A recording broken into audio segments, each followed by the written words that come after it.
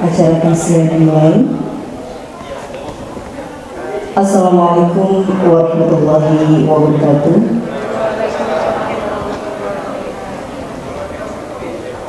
Alhamdulillahirabbil alamin wa bihi nasta'inu ala umuri din nabiyina Muhammadin wa ala alihi wa sahbihi ajmain. Amma ba'du.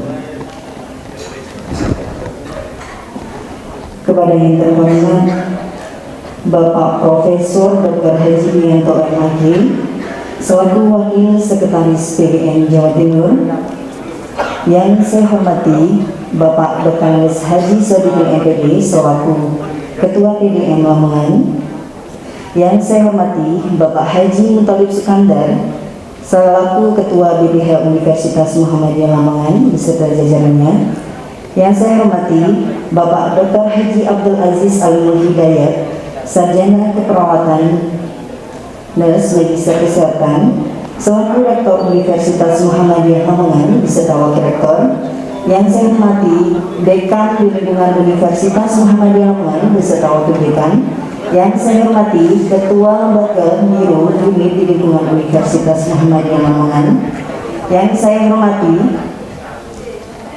Kaprodi dan Sekretaris Prodi di lingkungan Universitas Muhammadiyah Lamongan. Acara selanjutnya yaitu laporan Ketua Panitia. Kepada yang terhormat Bapak Tatak Satria Praja SPDI NBDI, kami persilahkan. Bismillahirrahmanirrahim. Assalamualaikum warahmatullahi wabarakatuh.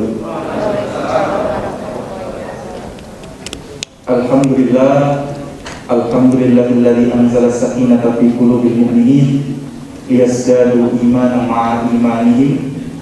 Asyhadu an la ilaha illallah wa asyhadu anna Muhammadan abduhu wa rasuluh. Allahumma shalli wa sallim wa barik wa karim ala nabiyyina Muhammadin wa ala alihi wa sahbihi wa man tabi'ahum bi ihsan ila yaumil. Amma ba'du. Yang saya hormati Ketua BPH Bapak Dr. Andes Haji Muthalib Sukandar beserta anggota BPH, yang saya hormati Bapak Rektor Universitas Muhammadiyah Lamongan Bapak Dr. Aziz Alimul Hidayat beserta para Wakil Rektor, yang saya hormati Profesor Dianto selaku Sekretaris Pimpinan Wilayah Muhammadiyah Jawa Timur, itu juga Ketua PDM Bapak Haji Sodikin, dan juga Bapak Ibu seluruh dosen dan tenaga kependidikan Universitas Muhammadiyah Lamongan ini. Alhamdulillah wa syukurillah, segala puja dan puji syukur hanyalah milik Allah Subhanahu wa Ta'ala. Pada hari ini kita dapat melaksanakan refleksi peringatan milad Universitas Muhammadiyah Lamongan yang ketiga, yang sebenarnya seharusnya 20 Oktober, tapi karena ini refleksi jadi di tanggal 28 Oktober. Selawat serta salam kita haturkan kepada junjungan kita Nabi Muhammad SAW, sauri toladan terbaik bagi kita selaku umatnya, dan juga semoga tidak hanya kita cinta kepadanya, tapi juga nanti kita bertemu dengan Nabi Muhammad SAW di dalam surga Allah Subhanahu wa Ta'ala. Yang pertama-tama saya ingin sampaikan terima kasih banyak kepada Bapak Ibu dosen tenaga kependidikan beserta para undangan, Pak Profesor Dianto, yang hari ini berkenan hadir untuk mengikuti acara refleksi peringatan milad yang ketiga, yang sejatinya juga kita tidak lupa mendoakan beliau almarhum Pak Budi Utomo, yang dalam hal ini 3 tahun umlah berjalan juga berkat sumbangsi beliau. Semoga Allah mengampuni beliau dan juga segala amal beliau diterima Allah Subhanahu wa Ta'ala. Kemudian yang kedua, insya Allah nanti akan diberikan penyerahan beasiswa kepada kurang lebih 656 daripada penerima KIP KT. Kemarin kita sudah berikan dari Lazis di masjid 20 anak, dan kita tambah 1 kuota karena iman ada salah satu daripada mahasiswi yang hafidhul Quran, bukan 1-2 juz tapi 30 juz, jadi kita tambah menjadi 21 anak. Dan ini alhamdulillah seluruhnya adalah dari amanah Bapak Ibu semuanya, sehingga mungkin satu huruf yang mereka bacakan seluruhnya akan menjadi amal kita semua. Amin. Kemudian di milad umrah yang ketiga ini, kami dari panitia selaku panitia sangat berharap tidak hanya umrah bisa memberikan sumbangsi yang luar biasa di 3 tahun ini, tapi juga kedepannya akan memberikan manfaat yang luas bagi seluruh umat manusia, khususnya kita yang ada di sini. Begitu juga semoga kami berharap di umrah yang ketiga tahun ini tidak hanya sekedar tempat kita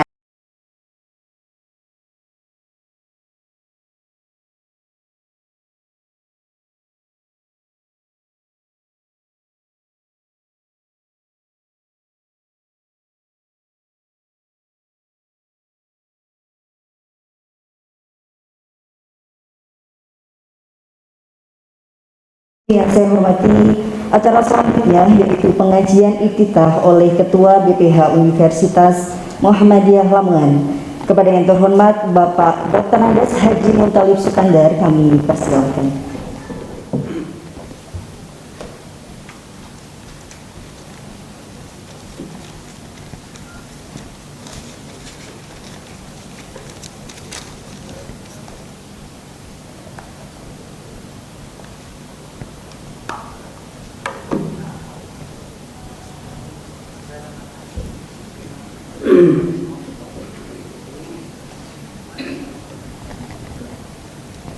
Assalamualaikum warahmatullahi wabarakatuh.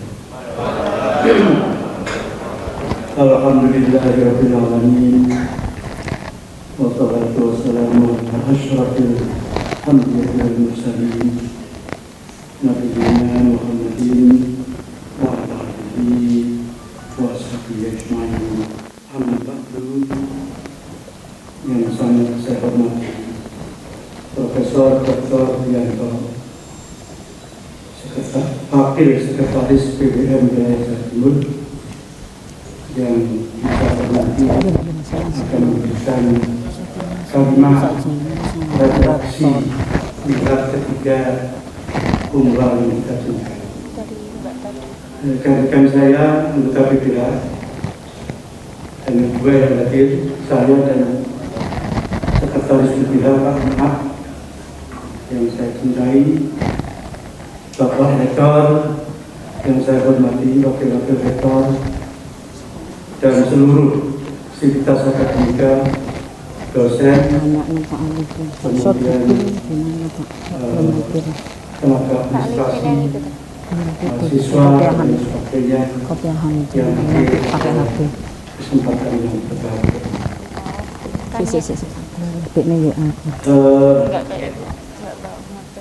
Pengajian kita ini saya mulai dari pakai kopiah hitam itu teman. Surat Ibrahim ayat 23 sampai 26. Allah Subhanahu wa taala berfirman, "Alam taro kaifa daraballahu masalan kalimatan thayyibah kasyajaratin thayyibatin asluha sabitun wa farquha fis sama tu'ti ukulaha kullahin bi'idni rabbiha wa yadribul amsal linnasi la'allahum yatadakkarun." Kemudian diteruskan, wa masalu kalimatin khabithatin kasyajaratin khabithah hijtusat min fawqil ardi ma laha min qarar. Artinya, apakah kamu tidak mengetahui bagaimana Allah Subhanahu wa ta'ala membuat perumpamaan kalimat thayyibah itu seperti pohon thayyibah, akarnya kuat tertancap di bumi, dahan dan rantingnya menjulang tinggi ke angkasa, memberikan buah setiap waktu dengan izin Allah. Demikianlah Allah membuat permisalan untuk manusia, mudah-mudahan mereka mohon berpikir. Dan perumpamaan kalimat yang jelek seperti pohon yang jelek. Ijtusab min fawqil ardi, akarnya tercerabut dari bumi, wa ma laha min qaror, dan dia tidak akan pernah bisa tegak untuk selama-lamanya. Inti daripada yang saya sampaikan ini, ketika saya berdoa pada waktu wisuda, saya juga menyampaikan, ya Allah, jadikanlah Universitas Muhammadiyah Lamongan ini seperti syajaratil thayyibah, seperti pohon yang baik, akarnya tertancap di bumi, dahan ranting dan daunnya rimbun ke angkasa, memberikan buah setiap waktu dengan izin Tuhan. Doa itu saya ucapkan ketika kita mengadakan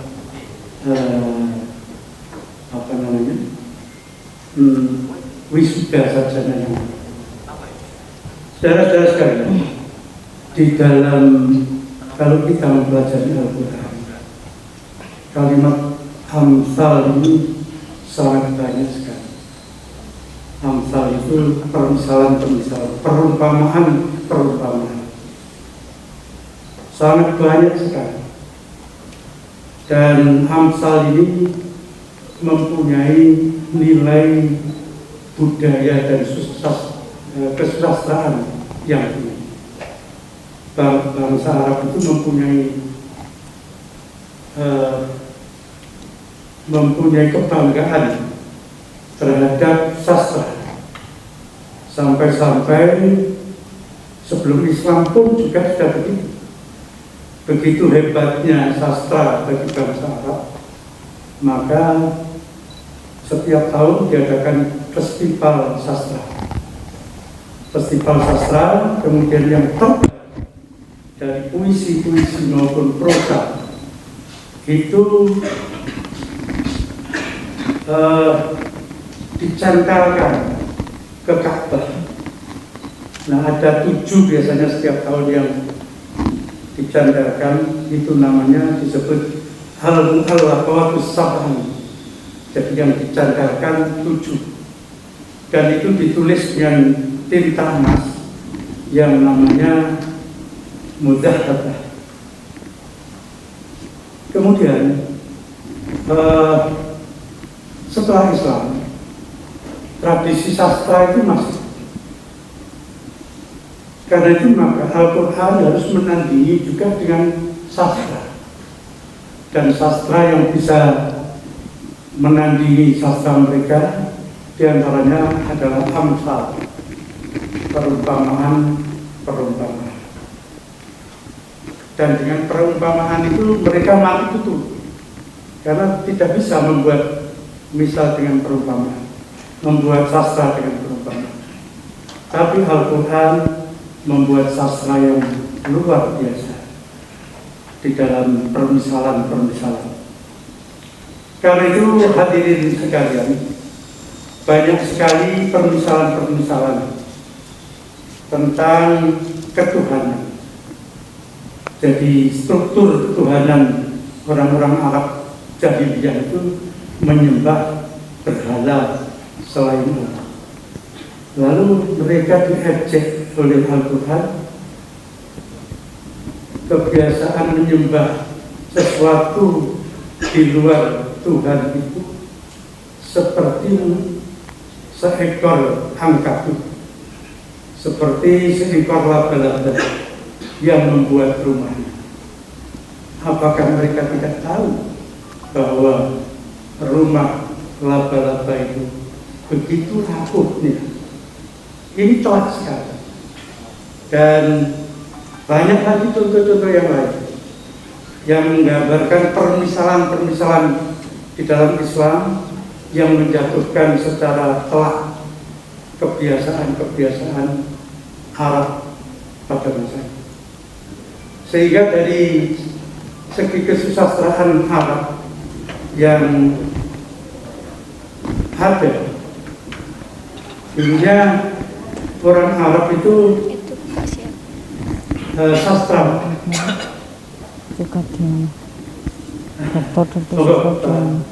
Pak Rektor senior, garis miring anggota BPH juga Mbak. Saya teruskan cerita dari segi kesusastraan itu.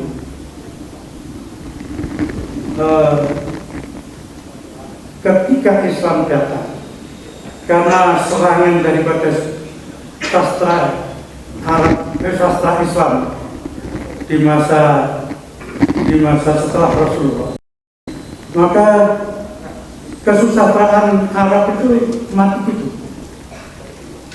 seperti atau tenggengan ya melihat sastra-sastra Al-Quran yang penuh dengan perumpamaan.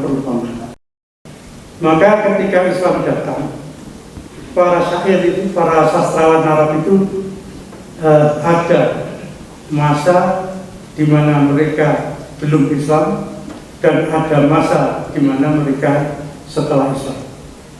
Yang sebelum Islam itu namanya mukhadram. Yang setelah Islam itu namanya mukhadram. Dan syair-syairnya kemudian dibungkus oleh syair-syair atau oleh permisalan-permisalan yang disampaikan oleh Al-Quran. Sekarang kembali kepada masalah perumpamaan UML dengan sajarah thayyibah. Sajarah perumpamaan itu seperti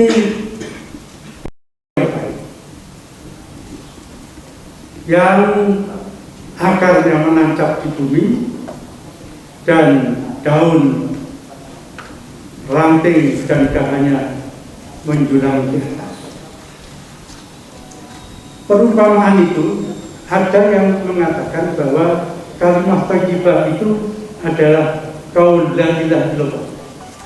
Tetapi ada juga para mufassir lain yang mengatakan kalimat thayyibah itu segala hal yang berakibat kepada kebaikan hidup manusia itu adalah kalimat thayyibah. Akal pikir, budi pekerti, ilmu, individu, komunal, hukum, kenegaraan, filsafat, dan lain sebagainya itu adalah kalimat thayyibah. Dan kalau itu pengertian dari tafsir kalimat thayyibah, maka umlah ini pun juga tidak salah kalau dimisalkan sebagai kalimat thayyibah. Di sini ada rektor, di sini ada BPH, di sini ada dosen, di sini ada mahasiswa, di sini ada pegawai-pegawai yang semuanya harus memberikan kontribusi dalam rangka menjadikan umlah sebagai kalimat ini thayyibah. Jadi apa yang kita rakit sekarang tentang kita untuk memajukan umlah itu semuanya masuk dalam ruang lingkup kalimat thayyibah. Mulai dari akar yang mengambil makanan dan proses makanan itu diolah ke atas sampai menjadi dahan dan ranting, kemudian daun, kemudian menumbuhkan buah setiap tahun. Itu semua adalah juga termasuk proses kalimat thayyibah. Muhammadiyah, organisasi yang kita cintai, yang kita anut, itu adalah juga hasil daripada kalimat thayyibah ketika mendirikan, ketika berjuang, ketika membina, ketika menghadapi tantangan, ketika menyusun strategi-strategi, ketika mengadakan muktamar dan lain sebagainya, itu adalah rangkaian kalimat thayyibah. Karena itu maka sungguh sangat berbeda organisasi yang berdasarkan kalimat thayyibah dengan yang lain. Muhammadiyah bertahan 109 tahun sampai sekarang dan mempunyai buah yang luar biasa, termasuk buahnya ini adalah umlah yang kita cintai. Sementara yang lain itu tidak bisa bertahan. Misalnya mohon maaf, Taman Siswa itu hanya mencapai puluhan tahun, kemudian jejaknya sekarang sudah tidak kita jumpai lagi dalam percaturan sosial maupun politik ini. Umlah ini kenapa? Dan negara pun saya rasa kalau tidak sajaratun kalimatun thayyibah, negara itu pasti juga akan cepat kolek dan cepat. Karena itu kita bersyukur tokoh-tokoh Muhammadiyah ikut mendirikan negara ini dengan kalimat thayyibah. Ketuhanan yang Maha Esa, ketuhanan yang Maha Esa itu adalah produk kalimat dari Ki Bagus Haji Kusuma. Ketika Indonesia merdeka 17 Agustus 1945, Pancasila itu yang pertama berbunyi ketuhanan dengan kewajiban menjalankan syariat Islam bagi pemeluk-pemeluk. Tanggal 17 Agustus tidak ada siapapun yang berada di Jakarta. Semua berada di daerah, kecuali Ki Bagus Haji Kusuma dan Mr. Kasman Singo. Bung Karno sudah kewalahan untuk menaklukkan pikir Ki Bagus Haji Kusuma, menyerahkan kepada Hatta kewalahan meminta tolong kepada Kasman Singo. Akhirnya terumus ketuhanan dengan kewajiban menjalankan syariat Islam bagi pemeluk-pemeluknya menjadi ketuhanan yang Maha Esa. Itu rumus asli dari Ki Bagus Haji Kusuma. Tetapi pengamat-pengamat Jepang mengatakan ini redaksional yang sungguh taktis. Ketuhanan yang Maha Esa itu lebih dahsyat daripada ketuhanan dengan kewajiban menjalankan syariat Islam bagi pemeluk-pemeluk. Karena itu masjid monumental yang kita bangun dengan sungguh-sungguh, dengan pikiran dan air mata, kita beri nama Masjid Ki Bagus Haji Kusuma. Karena dialah yang merumuskan ketuhanan yang Maha Esa. Kalau nanti ada gedung yang mempel, yang bagus, ini sekarang dinamakan oleh Pak Rektor atas persetujuan kita Aula Budi Utomo, karena rektor yang berjasa adalah Budi Utomo. Tapi kalau ada gedung yang mentereng lagi, saya usul namakan gedung itu dengan nama Master Kasman Singo. Sekian, aku qauli hadza wa astaghfirullahi wa lakum. Innahu huwal ghafurur rahim. Assalamualaikum warahmatullahi wabarakatuh.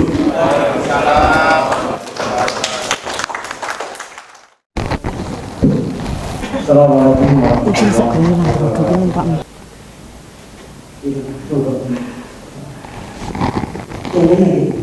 Tapi bukan berarti Bapak tidak ikut berpartisipasi di dalam bisnis gerakan. Ini yang saya minta.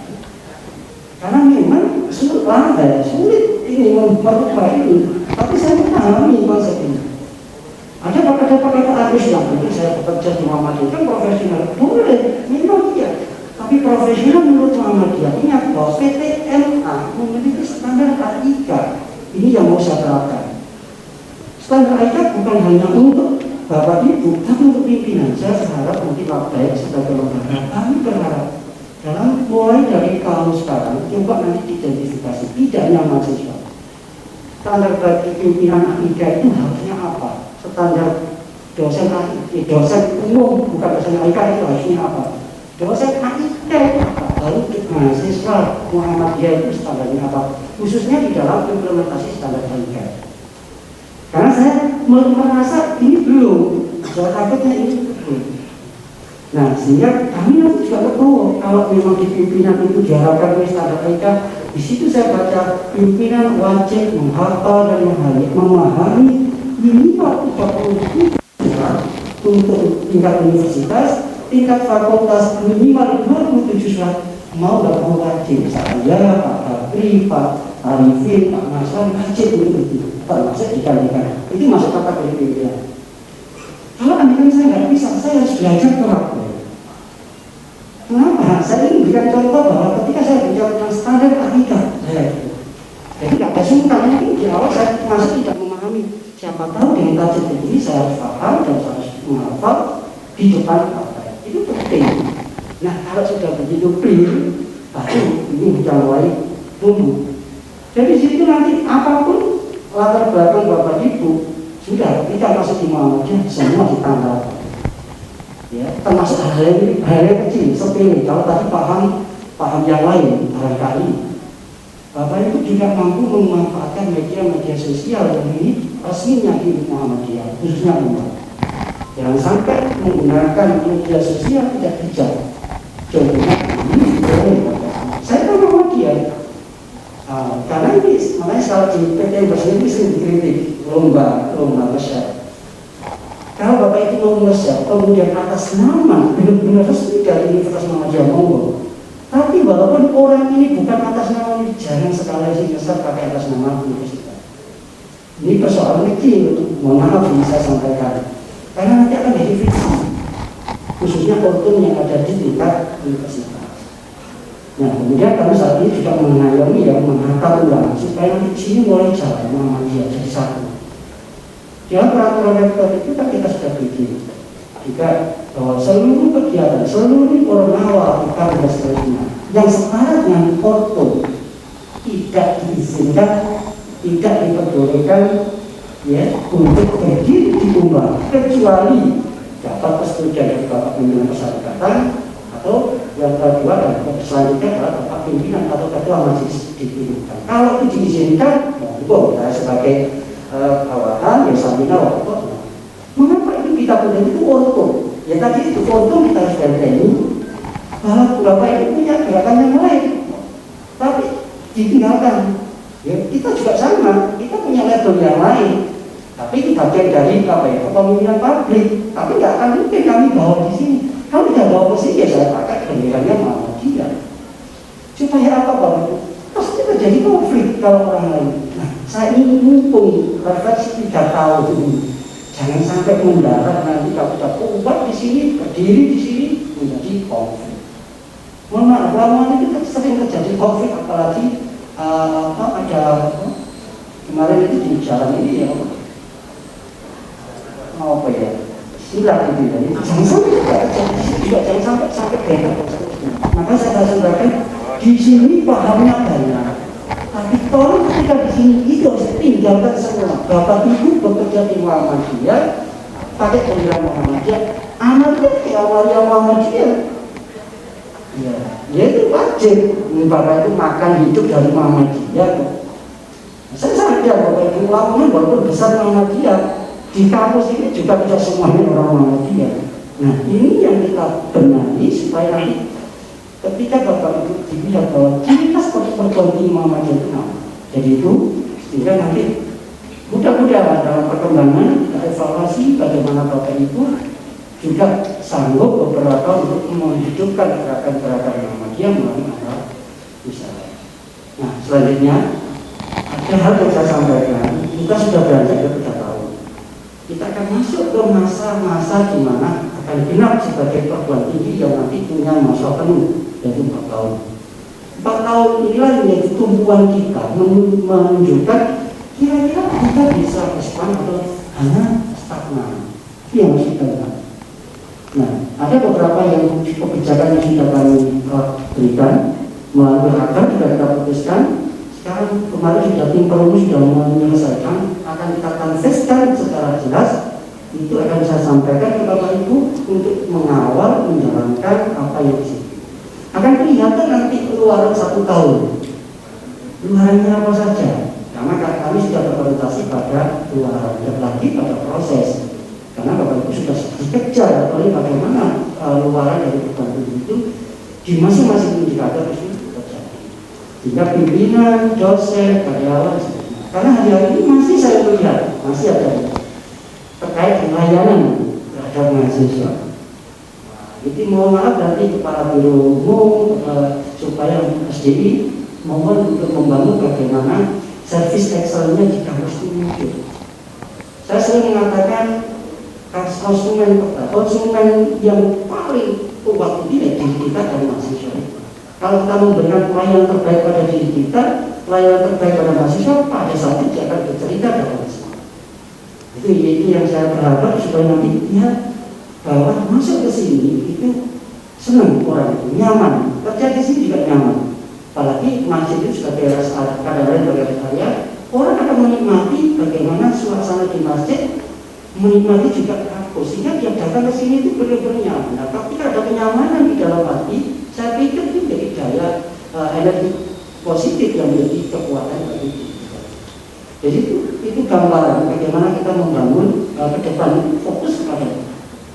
Maka sudah saya sampaikan di awal-awal ini sudah mulai terurai persoalan-persoalan. Ya tentu kami akan membina bagaimana kita mengarah. Yang paling penting kami akan memberikan contoh, mengajari, membimbing. Ya tentu bukan kita lepas. Saya paham bahwa di Universitas Muhammadiyah itu banyak potensi yang perlu dikembangkan. Saya ingat perguruan tinggi dalam kelas dunia itu sebenarnya yang bisa menentukan sekarang itu adalah kalau saya biasa mengatakan istilahnya singkat sebagai lektor. Mulai lektor, mulai datang, kemudian berkomparasinya, kemudian integrasi. Kalau mengukur hasil itu biasanya seperti itu. Kita harus mengukur level kita itu sampai mana. Kalau kita memberikan pelayanan, hanya levelnya di bawah, sudah didapatnya ya di bawah. Kalau kita levelnya tinggi, ya nanti tidak dapat. Maka kita harus mencari memposisikan diri perguruan tinggi kita. Jangan sampai Pak saya sudah bagus lah, merasa saya sudah cukup lah dengan perguruan tinggi sebelah. Jangan. Karena mental paradigma berbeda, organisasinya juga berbeda, paradigmanya pasti berbeda. Nah, level kita minimal sesama PT. Assalamualaikum warahmatullahi wabarakatuh. Mohon izin ya, karena kita jauh, jadi kami lepas. Kalau nggak dilepas itu suaranya berbeda, nafasnya yang ngos-ngosan, Pak Rektor. Bismillahirrahmanirrahim. Alhamdulillahirabbil alamin wassalatu wassalamu ala asrofil anbiya'i wal mursalin nabiyina wa maulana Muhammadin wa alihi wa sahbihi wa man tabi'ahum bi ihsanin ila yaumiddin, amma ba'du. Yang saya hormati Ketua DPM Jawa Timur yang dalam hal ini diwakili oleh Pak Profesor Dianto. Yang saya hormati Bapak Ketua BPH bersama seluruh anggotanya. Yang saya hormati Pak Rektor Universitas Muhammadiyah Surabaya. Saya dahulukan sebab lebih senior. Beliau Pak Rektor Surabaya juga anggota BPH, juga bendahara BWM. Oh, ada ya. Jadi jabatannya banyak. Yang saya hormati Pak Rektor Umlah dan seluruh jajarannya, Sivitas Akademika. Yang saya hormati para dosen, Ibu dan Bapak, Bapak dan Ibu, Saya sangat bersyukur hari ini bisa berdiri di tempat ini untuk milad ketiga Universitas Muhammadiyah Lamongan. Maka kemudian kita bicara milad itu kan lahir, hari lahir, kemudian usia. Kalau manusia itu paling tidak dibagi 3: belajar hidup, aktualisasi hidup, dan kemudian menghayati nilai-nilai hidup. 3 itu sudah cukup. Usia 0 sampai 25 ya, itu masih belajar hidup. Tapi jangan sampai nanti sampai 25 masih belajar hidup ya. Tidak. Tadi Pak Rektor sudah menyampaikan tahun keempat itu kita harus menentukan. Belajar hidup itu sampai usia 25. Karena itu 25 itu bahasa Jawanya disebut selawe. Selawe itu seneng lanang lan wedon, maksudnya menikah ya. Mulai menikah, jangan sampai usia 30, 35 masih bawa emak ke utara, ke selatan, ke barat, ke timur. Dan apa mas? Mencari kerja, melamar kerja, apalagi 40. Selawe itu seharusnya sudah belajar hidupnya sudah selesai dan kemudian benar-benar aktualisasi hidup. Jadi aktualisasi hidup itu di dalam Al-Quran surat Al-Mulk itu dijelaskan alladzi khalaqal mauta wal hayata liyabluwakum ayyukum ahsanu amala wa huwal azizul ghafur. Alladzi utai Gusti Allah kudat khalaqa kang wis nyiptakake al mauta ing mati wal hayata lan urip.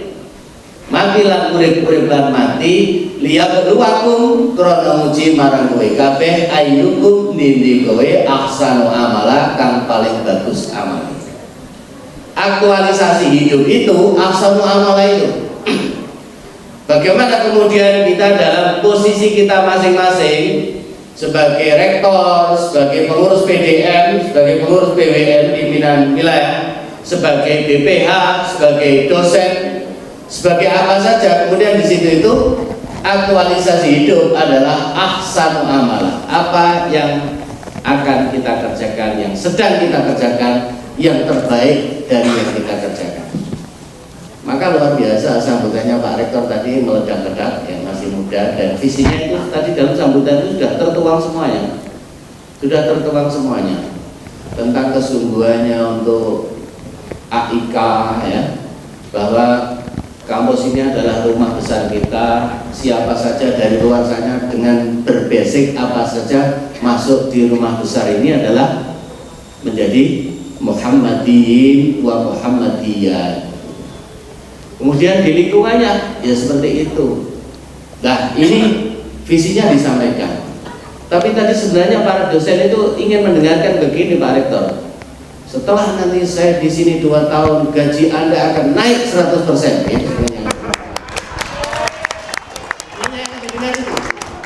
Jadi itu penting juga. Ya. Jadi ada jurus yang begitu. Selain visinya yang kayak, kalau visinya aja ditunjukkan kan kayaknya kok aduh temen tadi bisa mulai. Jadi itu harus didulukan. Jadi sebenarnya perlu juga suatu saat dicas begitu.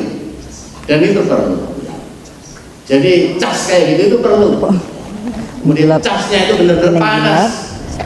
Tapi kemudian bisa naik sekian, tapi kinerja Anda harus begini. Itu manajemen. Bapak Ibu saya hormati, jadi kita belajar hidup, kemudian belajar aktualisasi hidup, menunjukkan hidup kita itulah apa yang sedang kita kerjakan. Ahsan amalannya itu apa? Ketika diamanati ini sekian tahun itu karyanya apa, tinggalannya apa? Yang itu dalam Al-Quran surat Yasin itu kan dijelaskan. Nanti kamu itu akan dilihat, akan dicatat. Naktubu ma qaddamu wa atharuhum. Yang telah berlalu itu dicatat, asarnya apa, labetnya apa dalam bahasa Jawanya, tinggalannya apa. Nah itu ahsanu amalah. Berikutnya kalau sudah mulai tua seperti saya, Pak Haji Muthalib Sukandar dan mungkin seusia itu, kita sudah pada era belajar menghayati hidup. Hidup itu dihayati. kadang-kadang kita itu dapat surat cinta dari Israel dengan kena COVID misalnya, ya. Kasih surat cinta itu masih belum kasih surat yang sesungguhnya, SK-nya masih belum, tapi sudah mulai diingatkan, ya.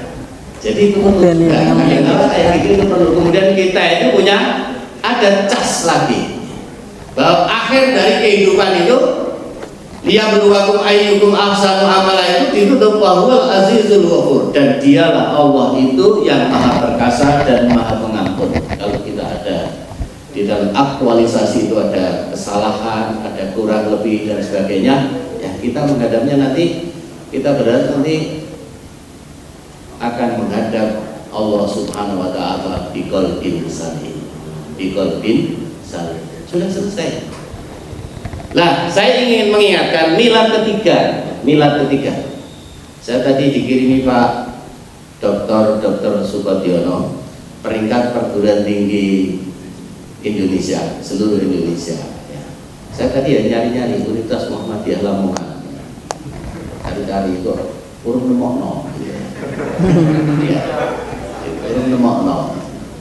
Lah, urung nemokno itu kemudian PR kita semua. Kita jangan mencari alasan-alasan, Pak, kita itu gini, tidak boleh. Saya masih ingat sambutannya Bupati Lamongan, Pak Masfuk dulu, ya. Itu beliau menyatakan ini, wong urip nang donya iku sing gak iso itu cuma loro.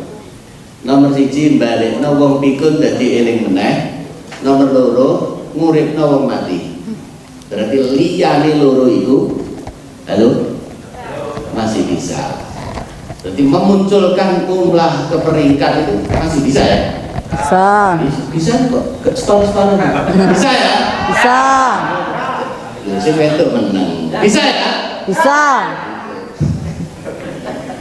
Bapak Ibu yang saya hormati, ya gitu. Ketua PDM itu kadang-kadang ya gini nih.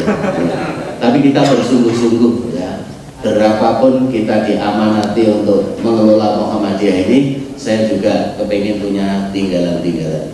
Kita sekarang sedang sibuk untuk pemberdayaan ekonomi, dan nyuwun sewu, Muhammadiyah ini kemudian ke depan itu nanti akan jadi organisasi yang kaya luar biasa, kaya raya luar biasa, termasuk tengerane wong sugih itu utangnya akeh.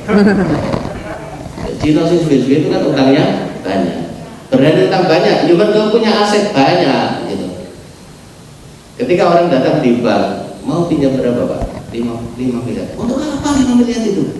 Kalau bilang gitu. Jadi termasuk tandanya wong sugih itu apa? Utangnya akeh. Apa utang akeh iso bayar. Saya kira itulah yang saya sampaikan. Jadi sekali lagi beberapa cas telah kami cas, dan nanti yang menindaklanjuti adalah Prof Dianto, ya. Mohon maaf Prof, ya. Tadi agak terlambat karena memang ada tugas yang kita harus selesaikan. Gitu aja. Mudah-mudahan Allah Subhanahu wa Ta'ala senantiasa memberikan kekuatan kepada kita semua untuk ayyukum ahsanu amala. Hadanallahu wa iyyakum ajmain. Billahi taufiq wal hidayah.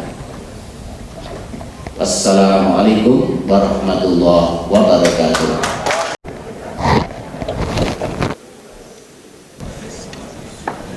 Assalamualaikum warahmatullahi wabarakatuh.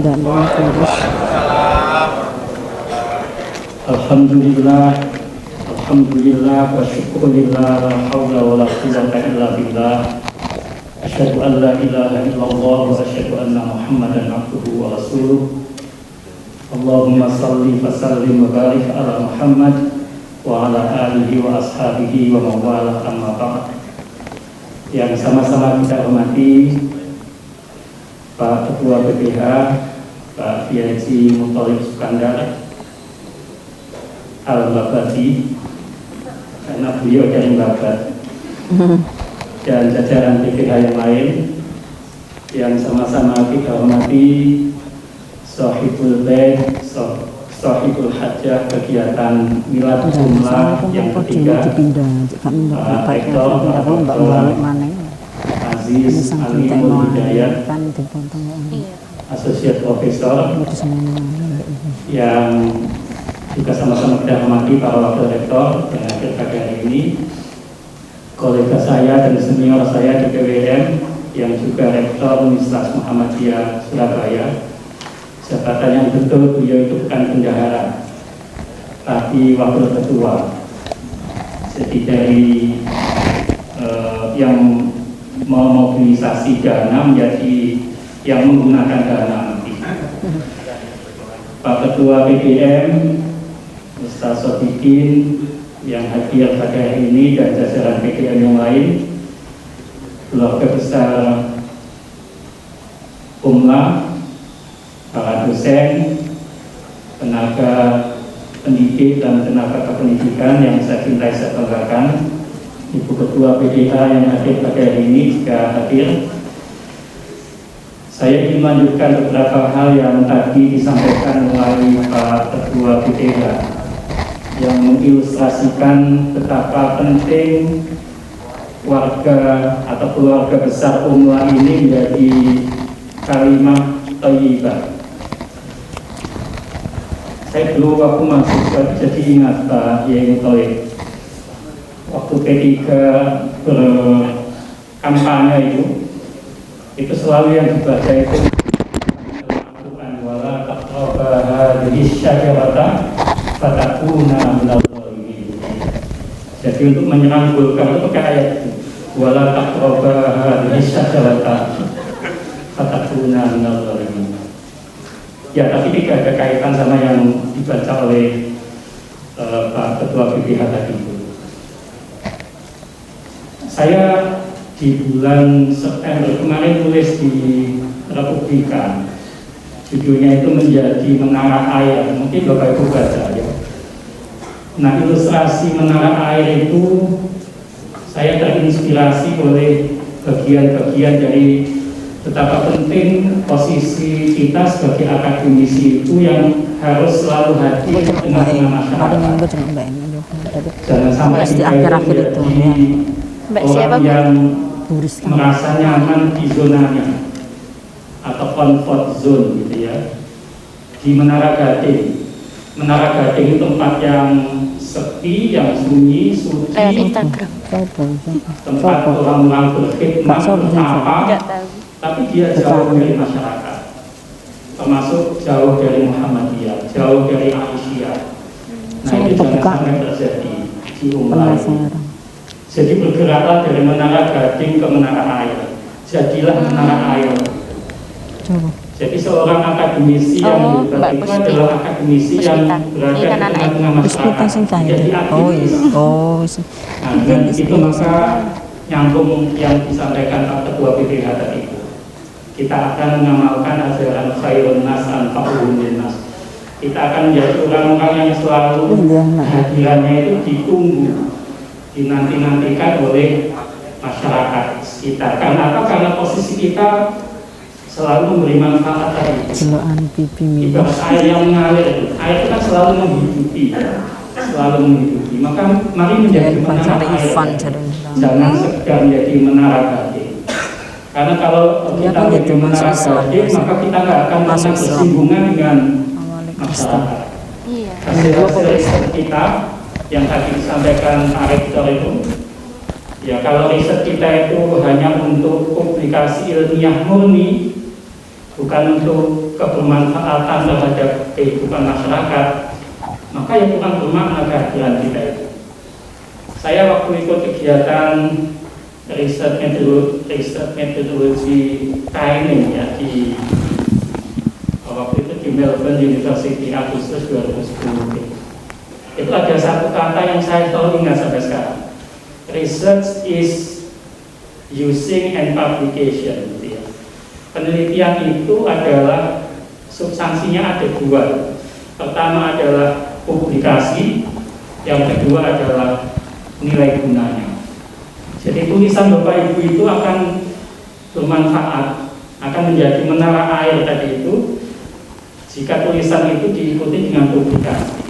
Maka ini penting Pak Aziz ya, kita dorong mahasiswa, dosen, pimpinan ya untuk menulis.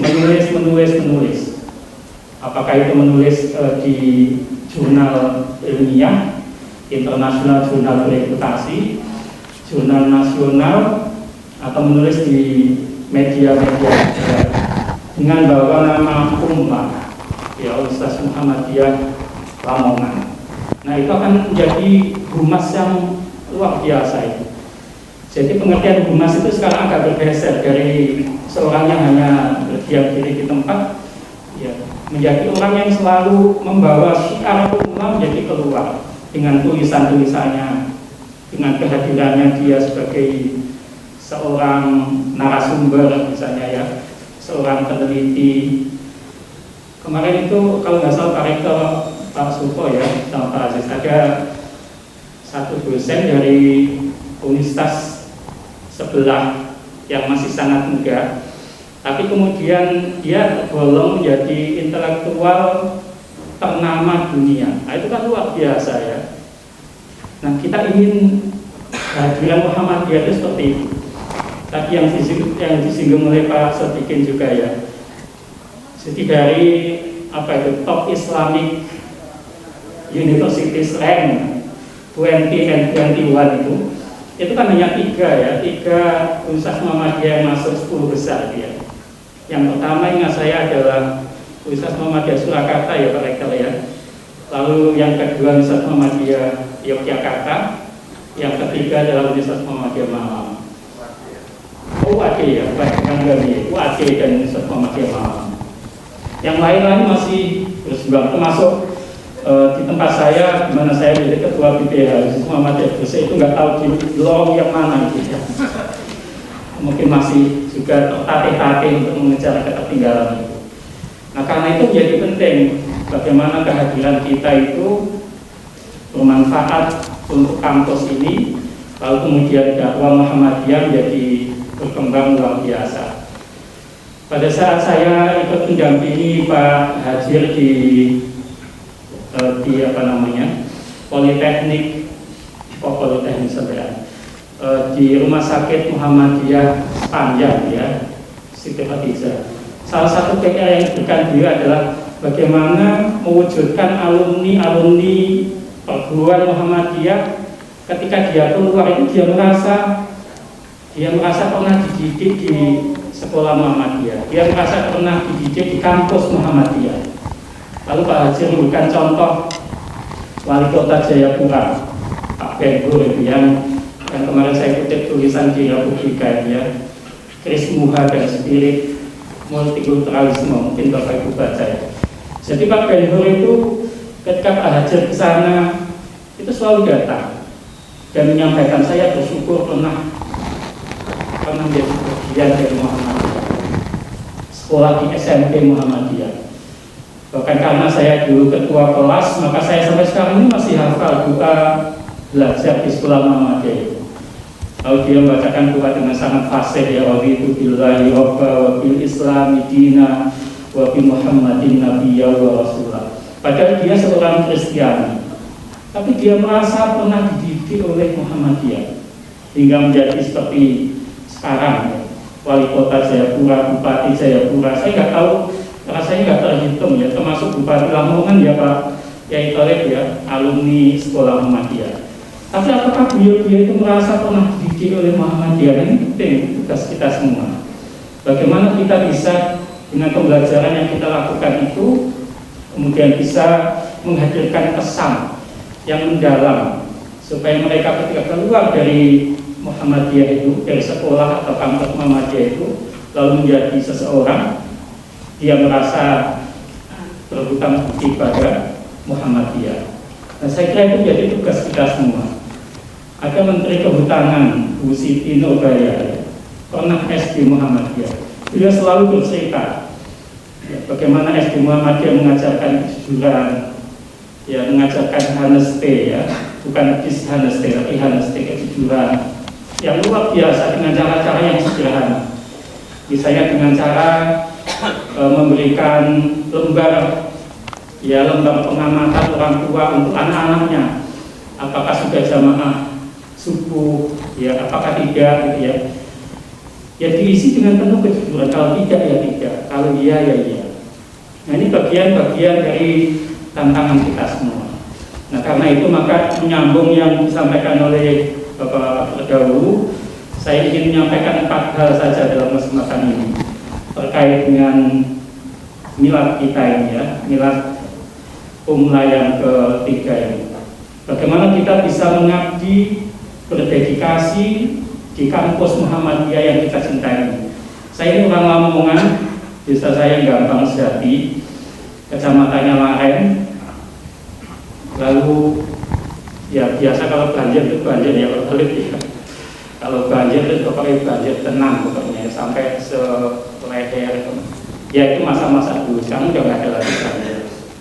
Karena itu kalau kampus ini tumbuh besar, maka sebagai bagian warga Lamongan yang sekarang di Surabaya tentu ikut bangga. Dan saya mendengar Umla ini termasuk yang naik ya, jumlah peserta didik barunya, mahasiswa barunya di tengah-tengah pandemi ini. Meskipun kampus-kampus lain itu ada yang turun, ada yang stabil ya, tapi Umla ini justru naik. Padahal untuk meyakinkan orang kuliah di tengah-tengah pandemi ini bukan persoalan mudah Bapak Ibu ya, bukan persoalan gampang. Karena itu menjadi penting inspirasi bagaimana membesarkan Umla. Yang pertama Bapak Ibu, kalau kita ingin mengabdi sungguh-sungguh ya di perguruan Muhammadiyah ini, yang pertama kita harus menyiapkan kehadiran kita setiap hari itu untuk bukan bekerja semata, tetapi juga untuk beribadah. Semangat beribadah ini menjadi penting. Pak Gen itu selalu mengingatkan pada kita ya, mengabdi di Muhammadiyah itu jangan semata-mata diniatkan untuk mendapatkan ujroh.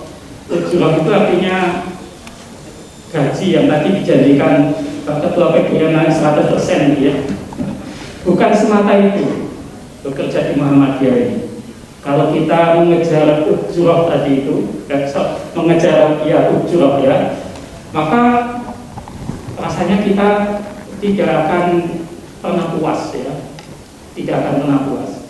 Apalagi kalau kenaikannya hanya 10-15% ya Pak Rektor ya, nggak akan pernah puas. Kalau ibu bapak niatnya datang ke sini semata-mata untuk mendapat gaji. Tapi kalau Bapak Ibu selain mendapat gaji juga diniati untuk mendapatkan ajrun, mendapatkan pahala, maka itu akan bernilai luar biasa. Kampus-kampus yang sekarang besar ini, contohnya Universitas Muhammadiyah Lamongan, Universitas Muhammadiyah Surabaya, Universitas Muhammadiyah Malang, ya, Universitas Muhammadiyah Gresik dan lain-lain, rasanya dibangun itu bukan karena tadi itu. Bukan karena dosen pegawainya digaji dengan gaji yang besar, bukan karena itu. Tapi karena niat ibadahnya itu luar biasa. Ada dosen yang mengatakan, Pak, kalau saya digaji 10 koma, saya akan kerja sungguh-sungguh di Umla ini. Ya. Maksudnya 10 koma itu dimakan 10 hari plus koma. Satu perawatan. Saya nggak tahu gaji Bapak Ibu itu dimakan berapa hari plus koma. Nggak tahu. Ya saya ini dulu bekas ketua Masjidah dan PWN, jadi kadang-kadang ke daerah itu yang dikeluhkan oleh sekolah-sekolah kita itu bahasa dikit ya, soal dana. Pak kami itu mau maju tapi nggak punya dana, sehingga setiap hari itu nyanyinya ya dana, ya dana. Yang dinyanyikan itu terus. Ya dana. Ya, bisa ya benar. Ya dana yang dinyanyikan. Nah kalau itu yang dilakukan Bapak Ibu, maka seperti yang dikatakan Pak Ketua PGN tadi, akhirat itu akan bisa diraih. Karena itu niati kehadiran kita Bapak Ibu di sini, ya di samping bekerja, yang paling penting adalah beribadah. Sehingga apapun yang diberikan oleh kampus ini, ya dalam bentuk ujroh tadi itu kita terima sebagai bagian dari jerih payah kita. Disertai komitmen yang kuat untuk membesarkan kampus ini. Nah yang kedua Bapak Ibu, yang penting untuk kita miliki supaya kita bisa mengabdi di kampus tercinta ini adalah kita harus selalu punya komitmen untuk meningkatkan wawasan, membaca. Saya tidak tahu Bapak Ibu sehari yang dibaca berapa banyak buku.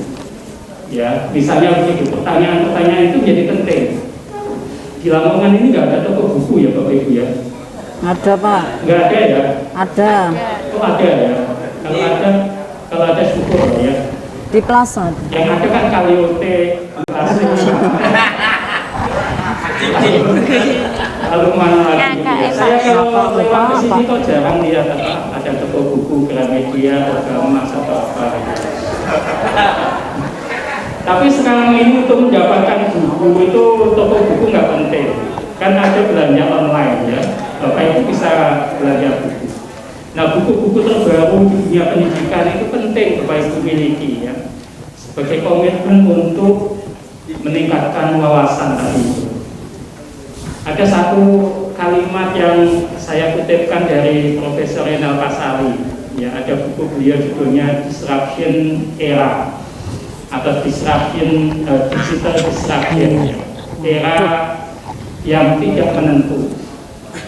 Kami Milad nanti kebetulan mengundang Pak Renal Kasali di tanggal 27 November hari Sabtu. Jadi Pak Renal kita undang untuk mencas tadi yang disampaikan Pak Ketua PGM tadi, supaya wawasan kita menjadi terbuka, menjadi open mindedness ya, menjadi terbuka, tidak tertutup. Nah Pak Renal itu mengatakan bahwa sekarang ini ada 23.000 orang yang kehilangan pekerjaan selama pandemi ini. Mereka ada yang di PHK, mereka ada yang pekerjaannya itu juga hilang gitu ya, nggak tahu kemana. Tapi jangan lupa kata Pak Renal, sekarang ini ada 27.000 orang yang mendapatkan pekerjaan yang baru. Jadi ada yang hilang, ada yang datang. Jenis pekerjaan yang dulu kita kenal ada dan sangat terkenal, ya sekarang ini ada yang nggak ada. Misalnya Pak Pos, ada nggak sekarang Pak Pos? Nyaris nggak ada, tukang pos ya. Sekarang by email semua. Ya. Penjaga toko, jarang kan penjaga toko sekarang ya, karena banyak warga belanja pakai apa? E-money, ya. Tidak cash ya, tapi cashless ya, tidak pakai uang cash. Jadi sekarang ini ada banyak jenis pekerjaan yang dulu ada hilang, tetapi diikuti dengan jenis-jenis pekerjaan baru yang ada juga. Dulu kita nggak mengenal namanya YouTuber, nggak mengenalkan nama itu ya. Saya nggak tahu ada nggak dosen-dosen umum yang menjadi YouTuber. Ada nggak mahasiswa-mahasiswa umum yang juga menjadi YouTuber? TikTok Pak. Iya. Nah, YouTuber itu luar biasa itu ya. TikTok. Iya. TikToker Pak. Jadi sekarang ini banyak jenis pekerjaan baru yang dulu nggak kita kenal. Mohon maaf, di era post terus ini kita juga mengenal pekerjaan apa yang disebut dengan buzzer. Bapak Ibu tahu buzzer ya? Buzzer atau influencer, pendengung suara itu. Mereka para pendengung suara itu menjadi sangat profesional, meskipun kesannya sangat negatif ya, karena mereka melayani pemilik modal ya, pemilik kepentingan, bisa datang dari negara, bisa swasta, bisa yang lain ya, asalkan mereka dapat uang. Maka mereka membangun narasi-narasi yang positif itu untuk menyenangkan mereka yang memesan itu ya. Jadi kata Pak Renal sekarang ini kita nggak usah kaget kalau ada jenis-jenis pekerjaan yang dulu kita kenal ada, lalu kemudian sekarang tidak ada. Dan kita juga jangan kaget kalau sekarang ini muncul jenis-jenis pekerjaan baru. Nah kita harus selalu upgrade wawasan tadi itu. Di tengah-tengah pandemi ini Bapak Ibu, ada seorang jurnalis dari, ini saya baca pernyataan beliau. The pandemic era, revolution education, works and waits ya. Jadi di era pandemi ini terjadi apa yang disebut dengan revolusi pendidikan terkait dengan dunia kerja, dan semua itu hadir di tengah-tengah kita. Jadi revolusi di dunia pendidikan dan pekerjaan gitu ya, dan itu hadir di tengah-tengah kita. Bapak Ibu nggak membayangkan kita pembelajarannya itu daring, nggak pernah bayangkan kita ya. Kita rata-rata sudah berapa semester ngajar pakai daring. Sejak Maret, pertengahan Maret kalau di kampus saya bisa pertengahan Maret sampai hari ini ya. Nanti tanggal 8 itu kampus saya di UIN itu mulai blending, mulai ada yang masuk semester 1, semester 3 masuk ya. Pokoknya yang belum pernah tahu kampus diajak masuk ya. Dikasih tahu supaya tahu kampusnya ya, supaya bisa update statusnya ya. Foto di depan kampus, ada tulisan, itu kan penting ya. Nah, dulu kita nggak kebayang pembelajaran daring. Dan menurut UNICEF ya, pembelajaran daring itu 60% siswa yang kita ajar itu tidak mengikuti dengan baik. Kadang-kadang laptopnya, HP-nya dinyalakan, fotonya ditampilkan, tapi dia kemana nggak tahu. Dosennya juga nggak mau kalah, yang malamnya merekam pembelajaran, lalu kemudian pakai visualisasi yang bisa mangat-mangat gitu, ya. Ya kan, ada kan? Ada. Lalu kemudian dipasang, sama-sama nggak tahu posisi dosen dan mahasiswa, sama-sama nggak ada di tempat, dosennya kemana. Kita lakukan itu dan kita alami itu di tengah-tengah pandemi. Nah karena itu maka kalau kita tidak pernah mengupgrade wawasan tadi itu, maka ya kita akan ditinggalkan. Kita akan ditinggalkan oleh kondisi yang sedang terjadi. Nah yang ketiga Bapak Ibu, yang ketiga adalah hendaknya kita semua ini menjadi bagian dari problem solver, jangan problem maker.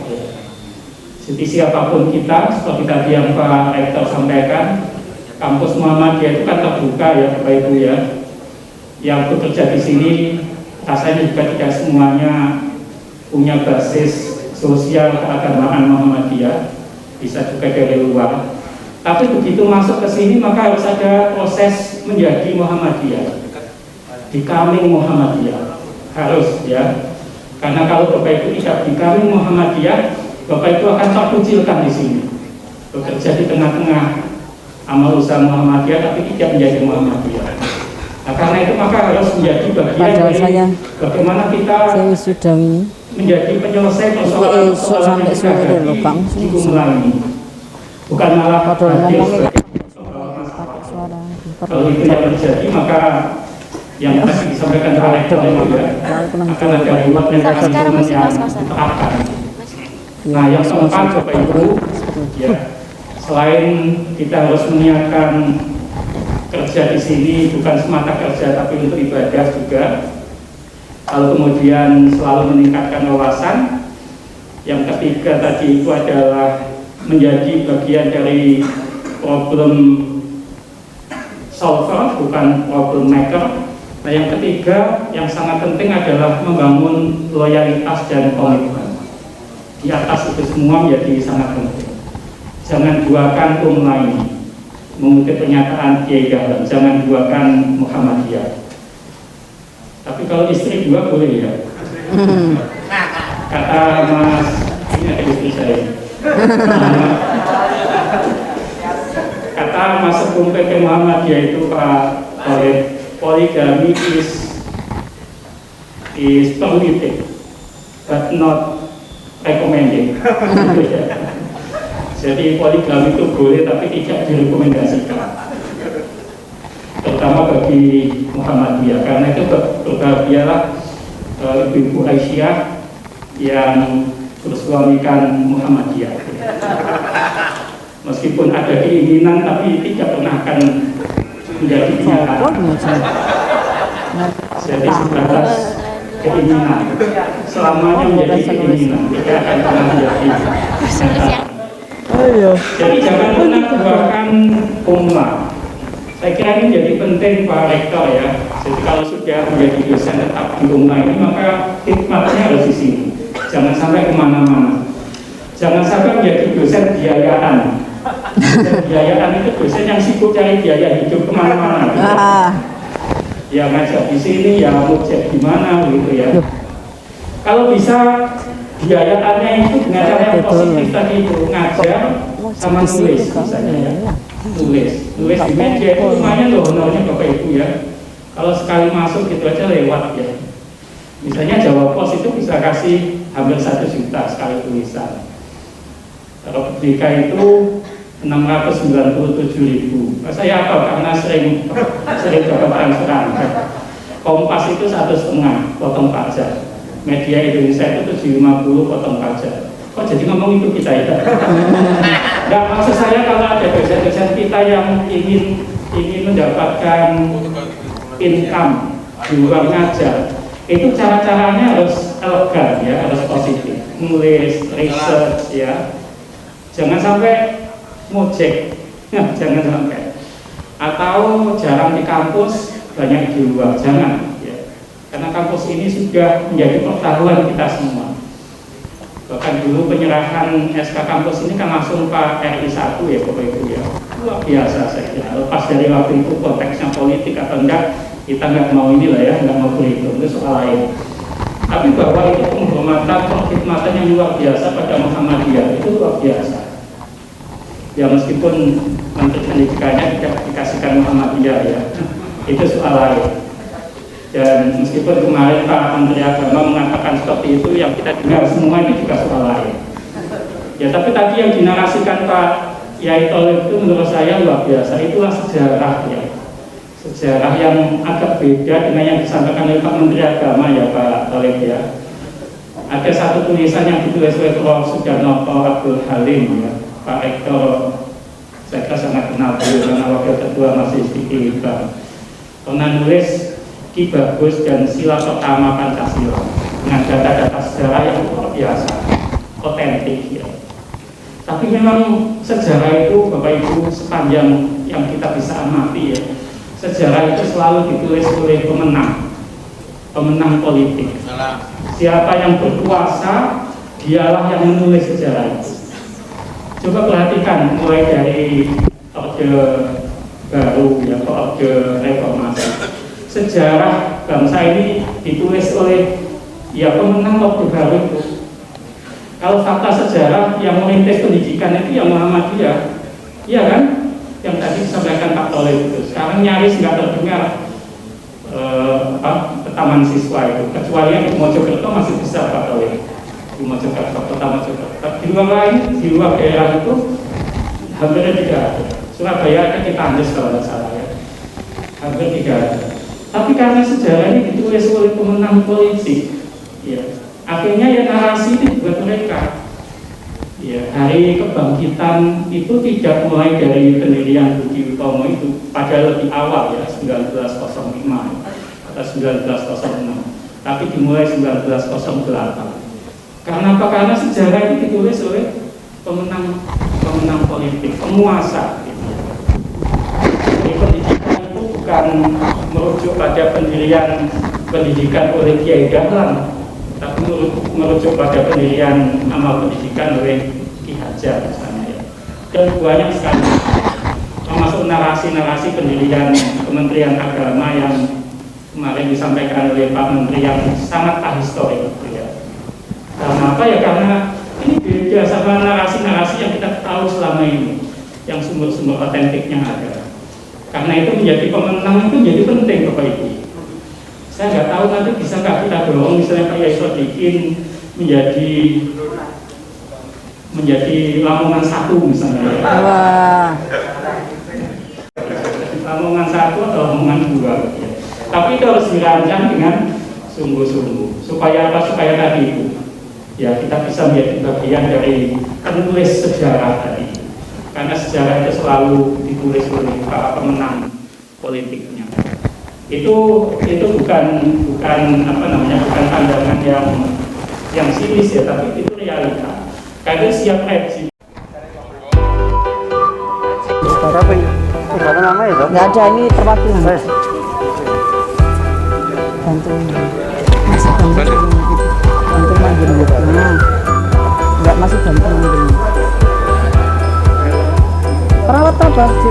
Prodi apa? Belum. Masih.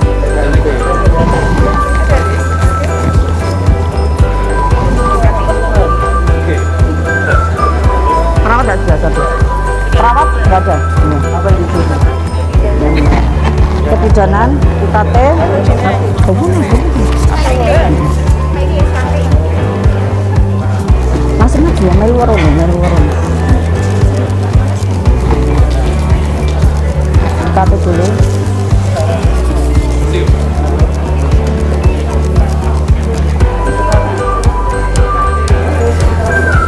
Iya, maksudnya.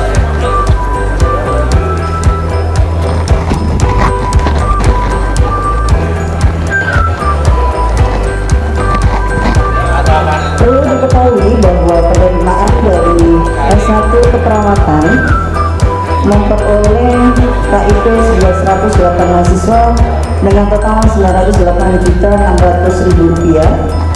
Untuk UKT sebesar 121 mahasiswa sebesar Rp260.400.000. Untuk D3 kebidanan memperoleh 18 mahasiswa untuk KIP dana sebesar Rp134.200.000. Untuk UKT 11 mahasiswa total Rp26.400.000. Untuk D3 fisioterapi untuk KIP 11 mahasiswa total Rp76.200.000, dapatkan Rp171.400.000 sebanyak 25 mahasiswa untuk KIP. Buat UKT sebanyak 35 mahasiswa dengan perolehan Rp84 juta. Untuk ekonomi syariah mendapatkan Rp97.800.000. Untuk KIPK ada 24 mahasiswa, dan untuk UKT ada 5 mahasiswa mendapatkan Rp12 juta. Dan perlu diketahui untuk UKT masih mahasiswa mendapat untuk itu bisa menentukan pada mahasiswa. Suatu kebanggaan bagi menerima bisa digunakan untuk proses pendidikan. Perlu diketahui bahwa perolehan untuk S1 fisika ada 11 mahasiswa KIP dengan total Rp78.600.000. Untuk UKT satu mahasiswa mendapatkan Rp2.400. Untuk biologi S1 biologi penerimaan KIP ada 9 mahasiswa dengan total Rp63.600.000. Untuk UKT ada 5 mahasiswa dengan perolehan total Rp12 juta. Untuk S1 teknik komputer ada 9 mahasiswa total Rp43.200.000. Mahasiswa Rp21.600.000. Monggo untuk foto bersama. Assalamualaikum warahmatullahi wabarakatuh. Waalaikumsalam. Alhamdulillah rabbil alamin. Hamdan syakirin, hamdan na'imin, hamdan yuwafi ni'amahu wa yukafi mazidah. Asyhadu an la ilaha illallah wahdahu la syarika lah, wa asyhadu anna Muhammadan 'abduhu wa rasuluh la nabiyya ba'dah. Allahumma shalli wa sallim wa barik ala nabiyyina karim Muhammad wa ala alihi wa sahbihi wa man tabi'ahum bi ihsanin ila yaumiddin. Yang kami hormati seluruh para hadirin dan hadirat, terutama tamu spesial, tamu khusus undangan, sehingga bisa memberikan waktu luangnya di saat waktu luang itu sangat luar biasa mahalnya, sehingga pengalaman ketika sebagai tenaga pendidik masing-masing mahasiswa menginginkan apa? Menginginkan untuk selalu online supaya mendapatkan waktu luang untuk apa? Untuk bisa bermain-main. Maka di saat ini ketika kita bisa meluangkan waktu, itu artinya kita benar-benar komitmen untuk menghadiri sebuah acara yang insya Allah akan mendatangkan kebaikan-kebaikan. Maka di akhir acara ini semuanya tidak ada yang sempurna, kesempurnaan hanya milik Allah Ta'ala. Marilah mungkin itu ya, kekurangan-kekurangan itu baik kami pribadi, baik kita semuanya, dalam ringkasan acara berupa doa ini, semoga Allah menyempurnakan kekurangan-kekurangan kita. Marilah kita beristighfar kepada Allah Subhanahu wa taala.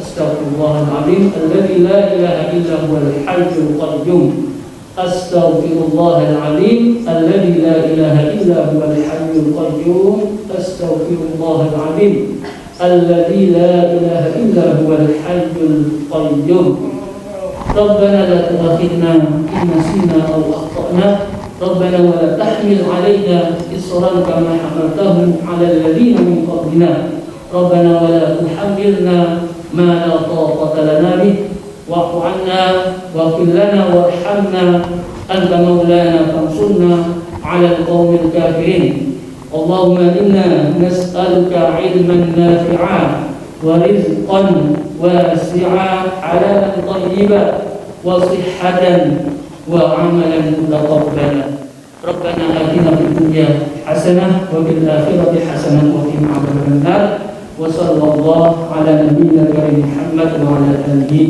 وسلم تسليما كثيرا والسلام عليكم ورحمة الله وبركاته. Apabila dari awal hingga akhir ada kata dan perilaku yang kurang berkenan, dan saya ucapkan terima kasih kepada seluruh tamu undangan dan seluruh sivitas akademika.